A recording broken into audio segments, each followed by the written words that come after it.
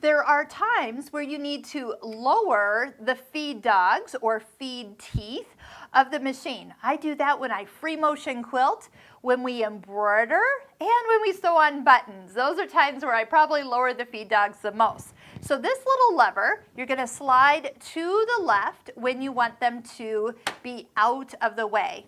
Now, here is a trick about feed dogs. When you slide this back, you heard the click, but you don't see those feed dogs actually come up and until you take a stitch. So you can turn it by hand, you can do the little needle up, needle down, and I can already see, I kind of heard them, they'll click up, or just start to sew and they'll come back up into position. So just remember that if you do lower them, they do need to be pushed back and then a stitch taken, and they'll be back in business in no time. So sewing on buttons, I like to lower those, and again, embroidery from free motion quilting and such.